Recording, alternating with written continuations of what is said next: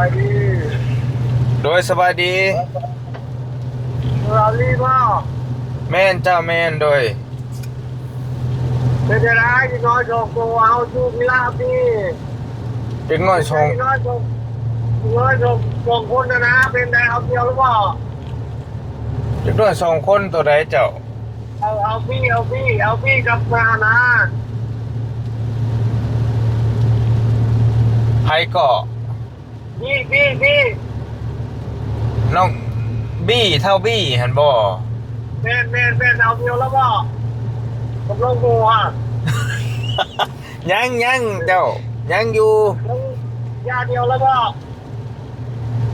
ยังเพิ่นยังล้มกันอยู่จะเอาแล้วเอาส่งเบอร์ตัวนี้ได้เนี่ยคอยจะต้อน30,000เนอะซอยไผเจ้าตอนนี้อะไรคอยจะต้อนเงินกระดอง30,000โอ้ถ้าน้องบี้เอาบ่เจ้าถ้าน้องบี้เอาแล้วสิซอยเพิ่น30,000เจ้าสิซอยก่อนบ่เจ้าหรือสิซอยน้ำหลัง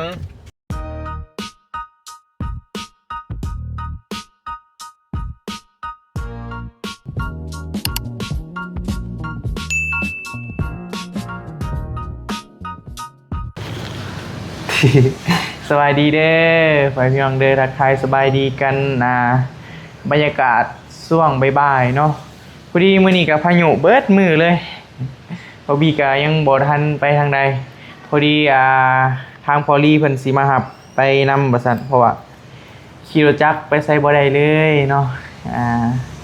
กาพายุโอ้ค่อนข้างว่าตกแต่เช้าๆเลยได้แบบบ่เช้าเลยนะบ่ฮู้ว่าเป็นอยู่แต่อยู่แถวนี้บ่อยู่ทางฝั่งไทยก็เป็นคือกันบ่เนาะพอดีมื้อนี้พิเศษน้อยๆนึงเพื่อนพี่น้องบ่มีมีโชคใหญ่มาแจ้งป้าลุงเด้อเพื่อนพี่น้องเด้อมื้อนี้เฮามีรุ่นโชคใหญ่ก็ถือว่าเป็นเงินก้อนหนึ่งที่แบบว่าโอ้ค่อนข้างว่าหลายอยู่ได้สำหรับบอบบี้ได้เป็นจำนวนเงินนี่เป็นจำนวนเงิน 10,000 บาทเด้อพี่น้องเด้อเป็นหมัดใหญ่ๆแบบนี้เลยพอดีมีผู้ใหญ่ทางฝั่งไทยเพิ่นได้ฝากเงินมาให้เสื้อผ้าผู้โชคดีท่านหนึ่งเนาะอันนี้บ่บอกเด้อยังถารุ่นนำกันเนาะเดี๋ยวถารอรุ่นนำกันว่าใครสิเป็นผู้โชคดีเด้อพี่น้องเด้อเฮาจะถารุ่นนำกันน่าจะเป็นช่วงแรงๆพู้นแหละตอนนี้ก็กำลังว่าสิออกไปเวียกกับพอลลี่อยู่เพิ่นกำลังออกมา คนใกล้ๆอ้อมใกล้ๆอ้อมข้างบอบบี้นี่แหละสิเป็นผู้โชคดีอันนี้คือบ่มีไผฮู้ได้ว่าแท้เลยบอลลี่ก็บ่ฮู้บ่ยาวก็บ่ฮู้บ่มีไผฮู้เลยเนาะเดี๋ยวเฮามาหารุ่นนำกันพายุโอ้ตกแฮงเลยพี่น้องแต่เศร้าเลยนะบ่เศร้าจักเทื่อเลยบ่ฮู้ว่าพายุมาได้ไสก็เลยว่าบ่ได้ไปทางใดเลยคุมื้อนี้ก็สาเหตุที่ว่าบ่ได้ไปหาน้องชายก็คือป้าลุงฮู้แหละเนาะเพราะว่าเฮาขี่รถจักรเด้เพื่อมันสิไปฮอดไปกลับก็100 กว่าลักหั่นนะเพื่อไปฮอดโอ้การเดินทางของเฮาก็ค่อนข้างว่าลำบากเพราะว่าตากฝนไปหั่นนะเพื่อสิฮอดไว้พี่น้องก็เลยว่าแต่ละมื้อก็เลยว่าไปถ่ายน้องโบนั่นแหละพี่น้องเพราะว่าถ้าบ่ไปถ่ายนั่นก็คือแบบบ่มีคลิปลงนะอีกอย่างก็ FC ก็ให้ความสนใจหลายเนาะแล้วก็มีก็คนเฮามุมมองของคนเฮาบ่คือกันนั่นแหละพี่น้องเอ้ยก็หลายๆคนก็มักอยู่แต่ว่าส่วนน้อยดอกที่ว่าเพิ่นว่าติดซาวแล้วยังลืมสายฟ้าแล้วหั่นนะก็บ่เป็นหยังเด้อพี่น้องอันนี้ก็ฝนตกนั่นแหละบอบบี้ก็อยากไปหาน้องเพิ่นอยู่ก็โทรลิ้นน้ำอยู่โทรลิ้นน้ำน้องเพิ่นเจ็บคอว่าซั่นบ่ฮู้ว่าไอ้แก้วขึ้นไปหาบ่ถ้าว่าเราขึ้นไปก็เดี๋ยวบอบบี้สิโอนเงินส่วนตัวของบอบบี้นี่แหละฝากให้ไอ้แก้วซื้อยานวดไปให้น้องชายให้แหละเพราะว่าบอบบี้บ่ได้ขึ้นไปหาน้องเพิ่นแต่ก็โทรหาว่าใครแน่แล้วหั่นน่ะเพิ่นนอนคอตกมอนก็เลยว่า เจ็บคอนี่นะแบบเงี่ยงแล้วนี่โตมือไปขึ้นไปหาเพื่อนท่านกระทามได้มือที่ว่าบ่มีซื้อไข่ซื้อของอยู่ของกินไปให้แหละประมาณมือก่อนประมาณมือซื้อท่านมือน่ะเขาฝนตกแห้งเลยแข่งฝนขึ้นไปก็ซื้อของอยู่ของกินไปส่งก็ถือว่ามีกลุ่มดนก็อุ่นใจแล้วพี่น้องตอนขนาดฝนตกแต่ว่าของกินน้องเพิ่นเบิดก็เลยว่าจำเป็นได้ขึ้นไปนั่นแหละกับอีต้นนั่นแหละพี่น้องเพราะว่าบางมือก็อยู่คนเดียวมันนะก็โทรหาแก้วแล้วคันไว้แก้วขึ้นไปก็สีฝากเพิ่นซื้อยานวดไปให้น้องเพิ่นก็อาการก็ไข้แน่แล้วว่าซั่นโทรลิ้นนำนะก็ประมาณนี้แหละเนาะเดี๋ยวเฮาถ่ารุ่นนำกันเด้อว่าไผสิเป็นผู้โชคดีได้รับเงินจำนวน 10,000 บาทนี่ถือว่าเป็นเงินอีก1ก้อนใหญ่ก้อนใหญ่เลยแหละ เดี๋ยวถารุ่นนำกันเด้อพี่น้องเด้อบางทีอาจเป็นเบาเงาหรือว่าเบาลี่ก็ได้เนาะ โอเคปะเดี๋ยวเป็นไพ่บุพเผาบอกเนาะเดี๋ยวทุกอย่างมีเวลาของมันเมื่อฮอดเวลาแล้วเจ้าของนั่นสีได้รับเองเด้อพี่น้องถารุ่นนำกันเนาะบอกแต่ว่ามีโชคใหญ่ฮะแหละบอบบี้สีมอบให้มื้อนี้เลยเนาะโอเคแล้วตอนนี้กับฝนตกเบิดมือเลยตอนนี้เดี๋ยวถ่าทางเบาลี่ออกมาแต่บ้านเพื่อนทางก็โอ้ยากหลายแล้วถ่ายออกมานะออกมาเดินเติบแล้วแต่ว่ายังบ่ทันฮอดไปเดี๋ยวถ่าตอนเราออกมาพุ่นแหละจังหวะกันใหม่โอเคเอามาเปิดพี่น้องเปิดภาพมาอีกบานี้ก็เซาคนก่อนได้หนึ่ง ไปอยู่แห้งโคตรเอา สบายดีเด้อสวัสดีครับพี่น้องเด้อ เด้อ ถ่ายอยู่นี่เลยบ่ถ่ายคลิปอยู่นี่เลยบ่ มีแนวหน่อยนึงเหมือนนี่ มีรุ่นไม่ได้บ่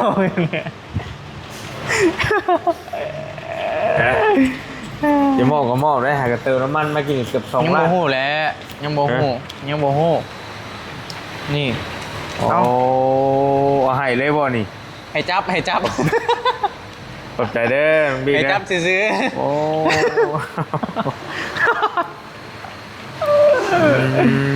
โอ้ยเงินไป10,000เลยนี่นะ โอ้กระไรอยู่ไหนเท่าไรเจ้าว่าเท่าไรนะ เอาใบใหญ่มาปกหลอกกันนี่แหละนี่นะ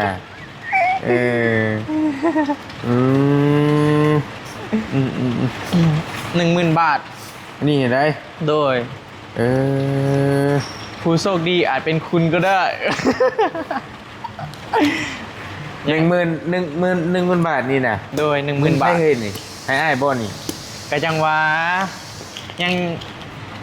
น่าจะเป็นทรงแรงเด้อที่เสลยว่าเป็นของไผยังบ่ทันบอกว่าเป็นของไผยังบ่มีไผฮู้เด้อพี่น้องเด้อ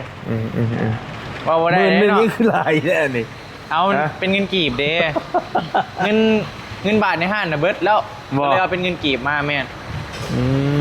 มูลค่ามันกระสับกันบ่นี่มันหลาย แม่นมันหลายแล้วตัวนี้ใบ10นี่พี่น้องเห็นเนาะ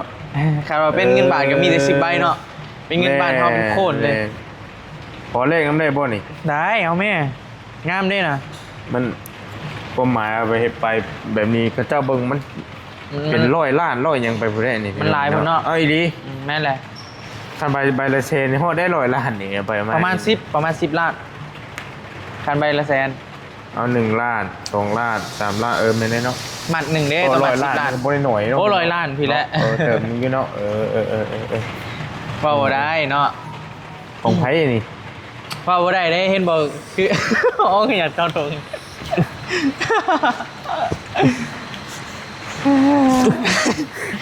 ตกอยู่ท้องข่อยเป็นเงินข่อยเป็นว่า10 ล้านถารุ่นเอาบ่ได้ไปนำกันเบิดมือเนาะเซอร์ไพรส์กันก็มีคือว่าเห็นบ่ตลอดไอเตียงซื้อให้ไอ้เมฆนะแกไปฮอดหน้าแพกบ่แม่นดอกแกกลับไปกลับมามาลงห้องไอ้เมฆคือเก่าบ่อันนี้โมเมนต์ของอ้ายหรอก1,000,000%เว้ยเนาะทุกคนมีสิทธิ์เด้ทุกคนมีสิทธิ์โมเมนต์ดอกเอาให้เจ้าเดาเอาให้เว้าเลยบ่ให้เว้าเลยเอาแหละเจ้าของไผ ว่าได้หรอวะ ว่าได้เอา เดาเนาะเดา เดา เนาะ เด้เดาเด้ บ่มีไปฮู้ได้เพื่อนพี่น้องฮู้แต่บอบบี้คนเดียว โบแมนของใบเตยกับของแฟนเจ้ากับน้องโบ โอ้ยเขาเจ้าได้ร้ายแล้ว ฮะ โบร้ายใช้น้องโบฉันได้ น้องโบอ่ะ เพราะว่าน้องโบก็ ยังความฝันเหมือนเด้เนาะ ท่านเราเด้ อืม เพราะเรื่องลายมันมีคำว่าลายดอก อืม นี่น้องใบเตยก็ยังบ่ทันเบิดเด้ แม่นเลยบ่คิดว่าซื้อโทรศัพท์อะยังหั่นนะ บ่แม่นดอก โอ้ลืมว่านางโบก็อยากได้ห้านเนาะ โทรศัพท์ก็ได้เบิดเลย อืม บ่แม่นดอก ใบเตยนี่ยังนี้โบนี่ยังห้านเนาะ แน่อันที่ยังใบเตยให้ละอายเบิ่ง ใบเตย โอ้ยัง วะ โบโบกับใบเตยนะ2คนนี้นะ มั่นใจบ่ บ่มันล้านเปอร์เซ็นต์แล้วบ่เป็นผู้ใดกับผู้หนึงแต่ถึกเอายังให้ถ้าถึกนี่ อยากได้ยังเลยอยากได้ยัง จากไล่ทาโว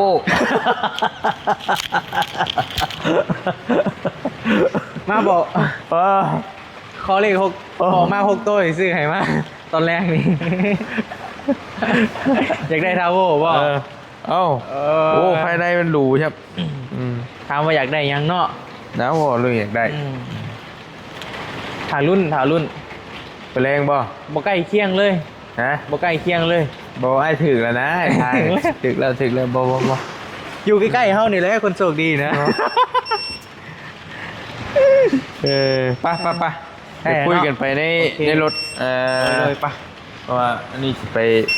หับประธานยาวอีกบัดนี้ โดย แต่ประธานยาวรุ่นกันอีก ให้ประธานยาวรุ่นนำกันเนาะ นั่นเลย โดยปะ ซื้อกาแฟ พอดี ใส่ เพิ่นมาแวะซื้อกาแฟน้อยหนึงไปฝนตกไปพี่น้องไปทางไหนได้ ตกกระตกเอาแถวว่ะเนาะเบิดมือเลยขนาดว่าอันนี้ขนาดมันคอยแล้วได้ ตอนเช้านี่โอ้ยแห้งๆเลยนะ บ่ แม่นแห้งเลยยูเซโนตอนเช้าอันนี้ก็แห้งเติบเนาะเปียกนี่นะ ให้บ่จักนอน นอนถ้าก็ตื่นวะ ตื่นวันเที่ยงบ่จักรถตอนเช้า ไปกำลังไปหักประธานยาวไปพี่น้องให้เพิ่นรุ่นนำกันอีก บ่ สิเป็นของ เอาเงินอยู่น้ำไม้บ่ เอาไว้ แม่นบ่ เอาไว้น้ำเจ้าเลยก็ได้ แม่นอยู่บ่ บางทีเป็นของเจ้าเลยเด้ แม่นดอก บ่แม่น ล้านเปอร์เซ็นต์ได้บ่บ่แม่น เฮ้ยอย่าเผาผิดหวังอย่าเผาโทษอย่าเผายังเกาะอย่าเผาสิ้นหวังแม่ เป็นของอ้ายเจ้าบ่มาให้อ้ายจับแบบนี้ดอก อ้าวเนาะ อี ว่าบ่ได้ได้เนาะ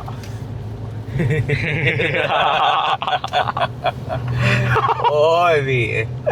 เว้ยนี่ เอาถ้าได้ก้อนนี่สิอยากได้หยังสิเอาไปซื้อหยังเอามัน 10,000 บาท เติมน้ำมัน เติมน้ำมัน ไว้แจกจ่ายพี่น้องบอกง่ายๆรถอ้าย เอาไปซื้อของแจกนั่นแหละเนาะ แม่ เขาก็ไปเฮ็ดบุญต่อแม่นบ่ แม่นแม่นเพราะว่าเติมน้ำมันนี่เบิดล้าน8อีพอน้ำมันมันเคาะหลายดิจนสิเบิด เต็มทางบ่ล้าน เต็ม 8ได้จักมื้อละบัดนี้ โอ้สบายดี โดยสบายดี เราลีว่า แม่นเจ้าแม่นโดย เป็นอะไรที่น้อยชมตัวเอาชูกีฬาพี่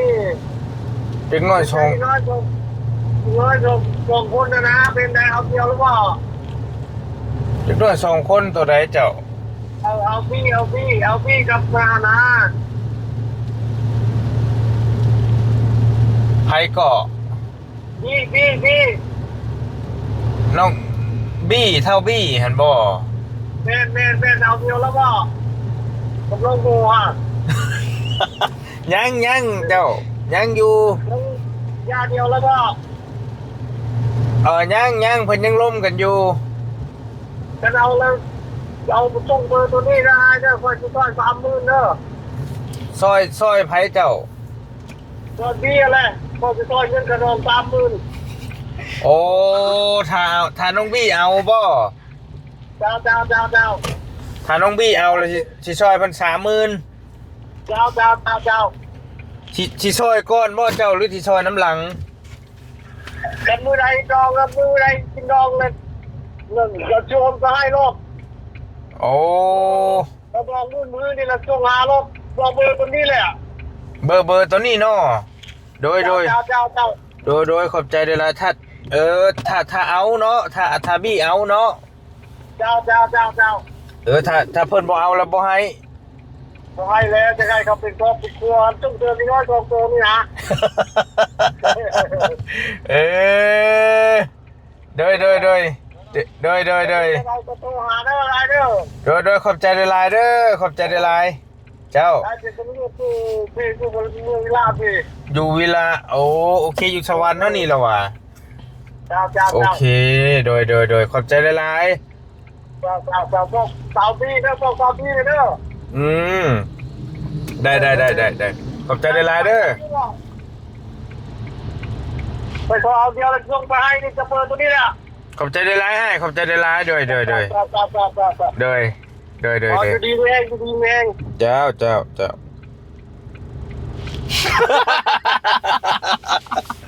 อย่าเลยต้องแค่เลยดิน่ะ 30,000 บาทเลย เอาไว้พี่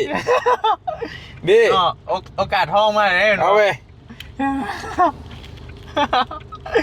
โอ้ย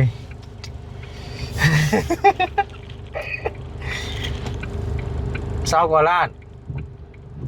เขาก็ลดผ่อนไปเลยเด้นะ20 ล้านเนาะเห็นบ่สมมุติค่าดองอัน50 ล้านก็เหลือ30 ล้านเท่าหาเนาะ มันก็ได้แป๊บนึงทานมาเลย ประธานมาแล้ว เฮ้ย พี่น้องมาครับประธานอืมสบายดีเด้อประธานเด้อ สวัสดี โดย มะนาวพ่อเถอะ โอ้เสื้อเขาเปียกเบิดเลยนี่นะเขาแข่งฝนมาก าแฟอยู่หันบะ แข่งฝนมากเลยเปียก ไม่หนาวเลย หนาวบ่ ไม่หนาวป่ะจ๊ะ แกธรรมดาอยู่ ตกเนาะ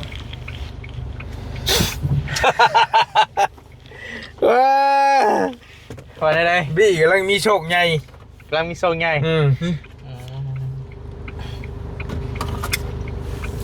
จะบอกเราเคยโทรหาเจ้าอยู่ปะจ๊ะ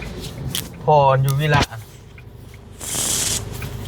โอ้ยนี่นะ เราว่าเราทาบี้เอาก็โบด้วยช่อย30,000 บาทเอา มา โอ้ไปชดเลยเนาะพี่เนาะกินนี่เนาะ จังหวะเด้อ ยันร้ายคือได้ยินเจ้าว่าอยู่มือไหนไพ่ว่ามือไหนวะ หมอคอมเมนต์ เอาไหมพี่เอาไหม ยังเข่าพันษา เดี๋ยวโทษติดบ่ฮะ คิดอยู่แต่คนบังคับได้ อยู่มองได้แบบนี้เนาะอันนี้เนาะประเด็นป่ะ เต้าหู้มันทองใหญ่ครับพ่อเป็นอยู่ห้องมอเมืองหรือห้องมอนี่ห้องมอนี่วะ กลุ่ม แล้วก็ ไปก่อนก็ได้จิ๊บ ไปใช่ ขอบคุณพูดละไปก็ยังเสียเวลาอีกนะ แล้วมึงก็ แม่ถ้าเพิ่นอยู่บ่อยู่ประเด็นอีกนะ ไปพี่น้อง ใหญ่ไปเลยก็บ่จะ เจอกันดงเห็นพูดแหละโอ้เนาะคือพี่ลึกแท้เอาเลยบ่ เอาไหม ก็อยากว่าแน่นั่นอยู่ เอาแล้วก็ป้าแบ่งกันคนละ 30,000บ่คนละ15,000 ก็เลย15,000วะ คนละ15,000 เอาบ่ได้ตีแล้วนะ เอาแล้วก็หาทางป้าบัด เราก็ใจดีเนาะเราเนาะนี่คนเขียนว่าเป็นว่า 30,000 บาทกูได้นะบ่ได้แม่นเงินหน่อยได้ โอ้นี่ก็มีแบบนี้เนาะ กี่นี่ฮะคนโทรมาว่าสั่นโทรมาว่าอยากซอยอะถ้าว่าบาบี้เอากับน้องโบแล้วว่าสิซอยขาดองหั่น30,000ถ้าเราเอามื้อนี้ก็สิโอนมามื้อนี้เลยนะ เลยเขาแค่หนูเนาะข่อยคือบ่พ่อแบบนี้โอ้ยไอ้คือบ่พ่อแบบนี้เนี่ยว่ะ จังหวะนี่แหละกี่นี่เลยนี่แหละแต่ว่ามื้อนี้ฮะมีแนวเลยมื้อนี้เลยมีแนวมื้อนี้ ทำไมพากันขึ้น ไทยเอา แห่ว่ายาวบ่เฮ้ย ว่าสิ แต่ให้ข่อยมันง่ายแล้วนี่ติบ่ง่ายแล้วนี่ติ เอ้าบ่มียังยากได้ให้ไปง่ายเลยได้เฮานะ ง่ายเพื่อน1 2 3 4 ร้านใบชิปใช่หรอ 10,000 บาทได้ 10,000 บาทก็ เลย มาพูดกับเนี่ย ของใครเอาเดาได้ทุกคนมีสิทธิ์เดาได้ ผมผู้หญิง เขาบอกโบเมนเขาอ่ะ มี ของผู้ยิง ไอเด้ โอ้ บ่ะ เมียข่อยกับผู้หญิงเด้อ หลายคนอยู่ได้ผู้หญิงนี่เนาะ โอ้กันบอกผู้หญิงบัดทีบเลยยาว เอา ทารุ่นนำกันไปเนาะ เอาให้พี่ให้กับเพศเข้าใจได้เด้อ เล่าทำหิวได้อับหิวเจ้าละแซน ว่า อ้าวเนาะ เป็นยังไง เจ้าแข่งพ้นไปซื้อนี่เปียกได้ยังแมนยูเสื้อผ้าเปียกโทรศัพท์เปียกโทรศัพท์ตายอีกเว้นอีก จะ เนาะ หายไรอีกเจ้าละแซนเลยซื้อรถบ่เป็นยังดอกว่ามันนั่งก็คือกันได้เมียนบนว่างอีกสมบัติเป็นประธานเลยนี่ เบิ่งดูต้องดูน้ำกัน ประธานยาวเบิดเท่านั้น ข่อยคนขับรถข่อย จับดีๆนะ ทำดีๆนะ มาบะมาจะมานี่แหละ โอ้คนนี่จะเอาคู่มือเลยวะเนาะ หนาเรื่องคนจะมูจักทุกอย่างเลย คนบ่พี่ลึกนี้เนาะ โคตรโป้งโมกเตง ดูพี่ลึกนี้ได้นี่นะคุณนะเขาขี่รถจักรไปบ่ได้ดอกหน่อยยาวเนาะถ้าบ่ไปนำลูกพี่ไปบ่ได้เด้มื้อนี้ ก็ออกกันคนละ2-3 เซนเป็นยังเอาซอยค่าน้ำมันแม่นนะฮะเป็นอย่างเด้อได้อยู่ ได้อยู่เนาะติดหนีไว้ก่อนเด้อบ่แลอดเอาวิญญาณพ้นเอาก็ขี่รถจักรเองเนาะ เอา มัน อีกบ่เกิน3 เดือนดอกจอยกับวิญญาณพ้นเอาขี่รถจักรเองแล้ว ช่วงนี้มันดินนี่เนาะ เดือนมันได้เนาะ แม่ล่ะเป็นทิศแล้วนี่นะยังบ่เศร้าอยู่ ดินแบบเปียกได้เห็นเนาะยังเติบอยู่ได้นะ มื้อหน้าเจ้าก็เอาเทอร่ามาก็ได้ เทอร่า เจมาก็ได้ ผมมีเงินใส่น้ำมัน ขี่รถจักรยังพอแห้งเลยจะไปเงินตื่มน้ำมันรถใหญ่ นิสสันเทอร่ามันชิลินไปห้อยใส่เฮ้ออ๋อนี่ทางนี่ก็พอได้แต่แล้วจะขึ้นไปเบิ่งงานเพื่อนน้องน้อยก่อนพี่น้องเพราะว่าหลายมือแล้วบ่ได้ขึ้นไปพยายามเบิ่งเพิ่นก่อนเป็นได้แต่นั้นก็ได้ อิดไปแล้ว ก็มันหลายอย่างหลายปัจจัยว่ากัน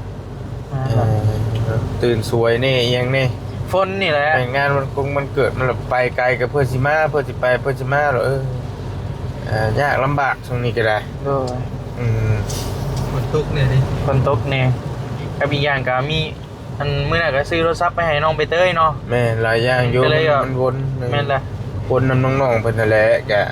อยากให้ได้ทั้งนี้น้ำเน่คือว่าแล้วก็ได้พอน้อยก็บ่ค่อยมีหยังแล้วหั่นน่ะมีแต่รอให้เพิ่นเฮ็ดซื่อ รอให้เฮ็ดเฮือนแล้วนะว่าง่ายๆเนาะ แค่นั้นแหละแค่นั้นซื่อๆเลยบ่ได้มีหยังเลย เพราะว่า ครบไปแล้ว มันหยังก็บ่รีดูแลให้เบิดแล้วนะมันขาดหยังก็สั่งไปให้แล้วให้ไปแล้วบ่ได้มีหยังเรื่องมีเนี่ยเข้าใจอยู่ สายทางเนาะ ตัดตัวนั้นให้นี่เด้อ ตัดตัวไหน ช็อตอยากได้ช็อตอันเราโทรหานะ โอ้ได้โอเค คนว่าเท่บ่เนาะคนว่าแท้บ่เนาะ กาจังวะก็มีคนเคยโทรมาหาเจ้าอยู่นี่บ่ บ่เคยเลย บ่เคยเห็นบ่ แม่บ่เคย แต่เพิ่นเว้าจริงจังเลย ยิงจัง เนาะ ก็บ่ฮู้ว่าเพิ่นว่าแท้ว่าลิ้นแฮ่นี่แล้วก็โอ้สิกล้าเอาบ่คันให้ก็ยันกล้าเอาบ่เป็นเจ้าเอา ท้าวบ่กล้าเอาบ่ เพิ่นสิซอยแบบใดล่ะบาดนี่ อ่ะเพิ่นว่า ใส่บัตรบ่หรือว่าแบบใด บ่ ถ้า ถ้า สมมุติว่าเฮาเอากันน่ะนะซอยใส่บัตรบ่ บ่บ่ฮู้แล้วว่าช่วยขาดอง ซอยขาด เออ แบบแบบใดแบบคล้ายๆแบบเอ้ยใจดีต้นเพิ่งซอยพัดไส้สิวะ เฮา ป ก็ ระมาณนั้น คันว่าสิเอาก็ต้องถามรายละเอียดก่อน แบบใดหั่นนะ แม่นแต่ว่ามันว่ายากบางทีเอาโอ้งูโอ้ แม่นบ่ แม่ ใหญ่บ่ ก็บ่ใหญ่ โชคดีกับมื้อนี้เฮ้ยคุณอาจโชคดีก็เป็นไปได้ งู คนลุกเลยเอาบ่ได้เด้ เนาะ เนาะ ท่านน่ะรถโชคดีบ่เพิ่นว่า โชคดีเลย เข้าพื้นรถเพิ่นเลยกินนี่น่ะ งูตัด โชคดีเด้สิมีโชคได้เจ้าสิมีโชคใหญ่ได้มื้อนี้ หนาเศร้า งูตัดหน้าบ้านแม่นแล้วก็ ทันตัดหนาเศร้า ผ่าน ผ่านก็สิตัดอยู่บ่เนาะ บ่มีดิ มันบ่มีแล้ว ผ่านตัดยังดีใจนะก่อนไหลเลย เรียบร้อยเห็นบ่ เอาก็ฟังเบิ่งพี่น้องเด็กๆก็เพราะว่าอันนี้ก็เป็นบ่ฮู้เพิ่นว่าลิ้นว่าเท่ฮะก็ โดย ถ้าเอาเฮาก็ต้องถามก่อนว่าเพิ่นซอยแบบใด โดยแม่นแหละ ซอยเพิ่นว่าบ่ให้ปะให้ทิ่มกันทีนะเพิ่นว่าตามเพิ่นเว้า ง่ายอีกเนาะ ที่นี่นะถ้าปะน่ะเวทนี้เจ้าต้องหาเงินไปคืนเพิ่นอีกบ่รู้จะได้นี่นะ บ่เป็นบ่กล้าหับแล้ว ยาก แบบ ยากอยู่ คันว่าซอยเลยก็